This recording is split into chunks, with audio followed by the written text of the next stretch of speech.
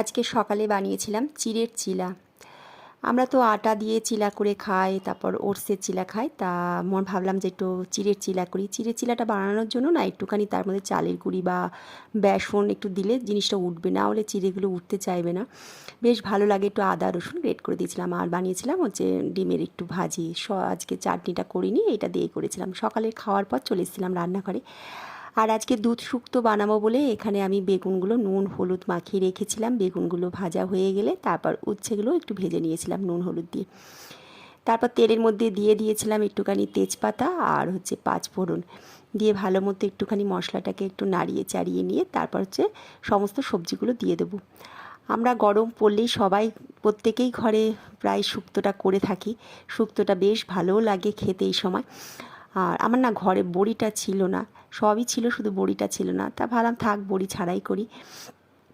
তাই এখানে তেজপাতাটা আর পাঁচফোড়নটা একটুখানি ভালো মতো নাড়িয়ে চাড়িয়ে নিয়ে শুক্তোর যে সবজি সেগুলো সমস্তটা দিয়ে দিয়েছিলাম।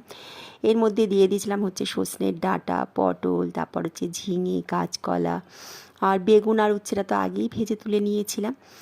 আর একটু পেঁপে দিয়েছিলাম। পেঁপেগুলো দেখতে পাচ্ছ লাল লাল একটু পাকা হয়ে গেছিলো পেঁপেগুলো, তা ওইগুলো একটু কেটে দিয়ে দিয়েছিলাম এর মধ্যে। আর একটু দিয়ে দিয়েছিলাম লবণ, দিয়ে একটুখানি ঢাকা চাপা দিয়ে ভালো মতো একটু কষিয়ে নিয়েছিলাম শুক্তোটাকে।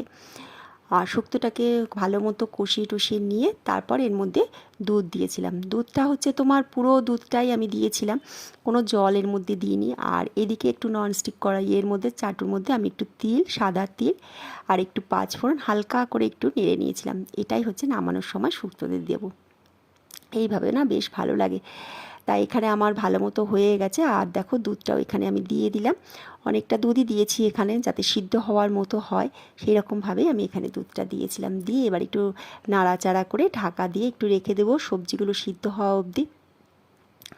আমরা তো বিয়েবাড়িতেও শুক্তো খাই, ভীষণ ভালো লাগে। বাড়িতেও শুক্তো করি, সেটাও ভীষণ ভালো লাগে। তা ভাবলাম যে আজকে এইরকমভাবে পুরোটাই করি। দুধ তো দিই, কিন্তু পুরোটা দুধ দিয়ে এরকম করা হয় না।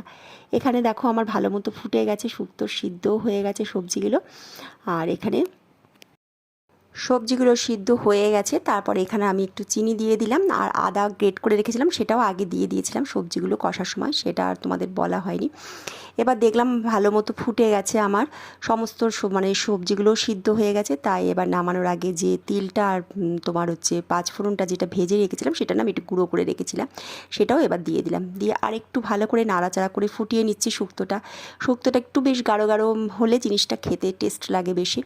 তা এখানে দুধ দিয়ে সমস্ত হয়ে যাওয়ার পরে আমি এখানে এবার নামিয়ে ফেলবো, অফ করে দিয়েছি। দিয়ে এবার দিয়ে দিলাম একটু ঘি।